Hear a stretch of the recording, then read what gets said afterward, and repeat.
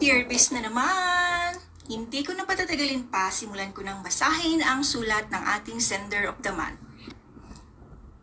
Dear Bes, ang sulat nato karon may tungod sa usa ka magtutudlo dinhing dapita. Sa dihang nag-share siya sa akua sa iyang sugilanon sa iyang kinabuhi, ako siyang gipangutana kung okay lang ba na ako ang i-share dinhi ang iyang story.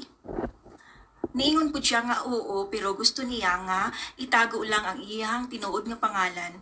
Maong di na ako isulti ang iyang pangalan. Nakahuna-una ko nga i-share dinhi ang iyang sugilanon sa iyang kinabuhi dinhi kay para makuhaag leksyon sa mga naminaw nga mga maestro nga naa dinhi nagdudlo o kaha sa mga manhiay pa lang para ma-aware sila. Mao kini ang iyang gi-share sa kuha.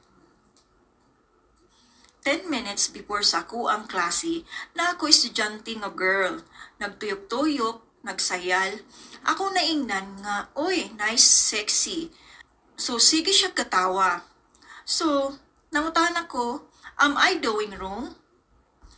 Tubag siya, no, you're funny, teacher. Din pagkasunod bulan, gipalib ko sa school kay naa daw nag-complain nga word nga sexy. Kay harassment daw na. But na-explain ko, I don't have any bad intention. Ego ra ko ni Dayeg sa sinina. So after 5 ka adlaw, gibalik ko tawag sa eskwelahan o gi-terminate na ko. Then between school and Mira ang kaso. So para ma-save ang school ug ako, gi-terminate na lang ko para case close. Then mauto ni hawa na ko sa school. Subo kayo ang netabo sa atong kababayan nga maestro dinhing dapita kay na-terminate siya tungod lang ni dayeg siya sa sinina sa estudyante. Gusto na akong ipaibalo kung wa ka na kaibalo nga seryoso kaayo sila diring dapita bahin anang butanga. Labaw na sa mga eskwelahan o sa mga trabahuan. Maong kung wala pa kakabalo, pag-amping, kay lisod kaayo mawad-ag trabaho, kay wala kakabalo. Maski gani mulantaw ka lang sa usa ka bayi, pwede nakakasuhan. Ingon ana sila ka seryoso dinhi. Mag-amping jud kanunay kung isa ka magtutudlo dinhing dapita, talabaw na kung usa ka lalaki, bisan pagbayot ka, dili ka makalusot. Kay diring dapita dili uso ang bayot.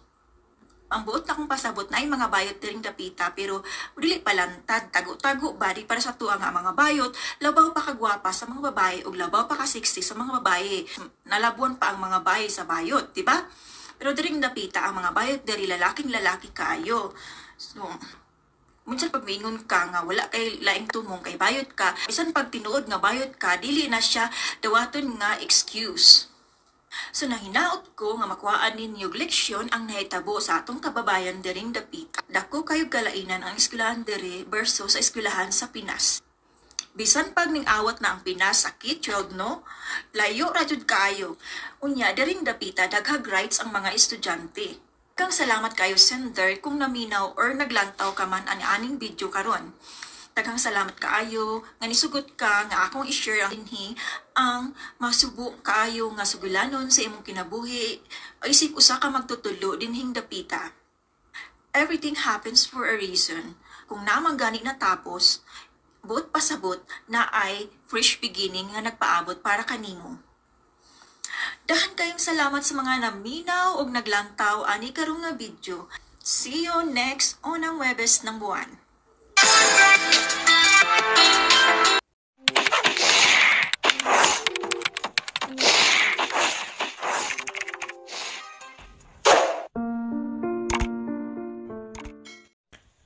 Thank you for watching.